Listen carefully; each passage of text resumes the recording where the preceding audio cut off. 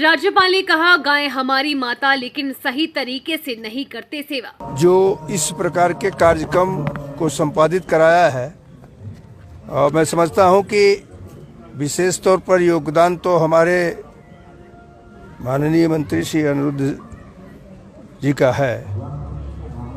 और इस प्रकार के कार्यक्रम बहुत कम लोग करते हैं, लेकिन एक स्थान पर शनि धाम भी है, कर्म धाम भी है। ये सब कुछ व्यवस्थित कर करके लोगों के भावनाओं को और अच्छी तरह से पुष्ट करने के लिए जो यह निर्माण हुआ है। और यहाँ गौ कथा भी हो रही है।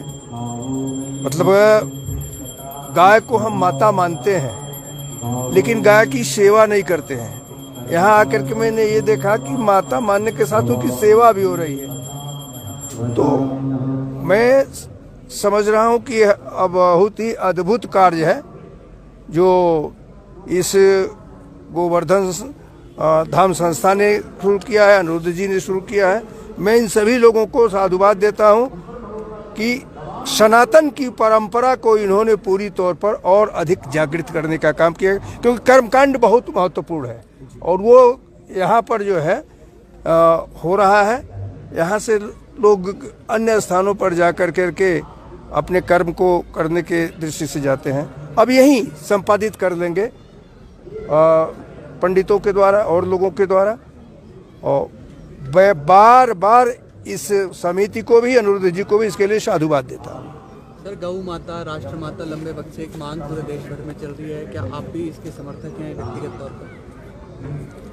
देखिए, हम सभी लोग गौ को माता के रूप में स्वीकार करते हैं, मानते भी रहे हैं।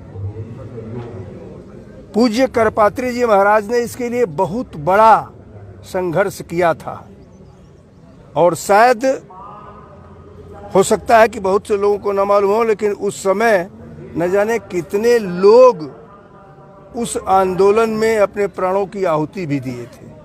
तो हिंदुस्तान में गौ को माता के रूप में स्वीकार किया गया है।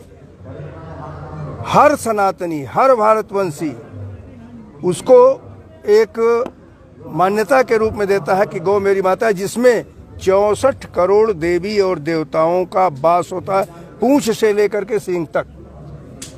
मैं स्वयं उससे जुड़ा हुआ हूँ, उससे अलग नहीं हूँ।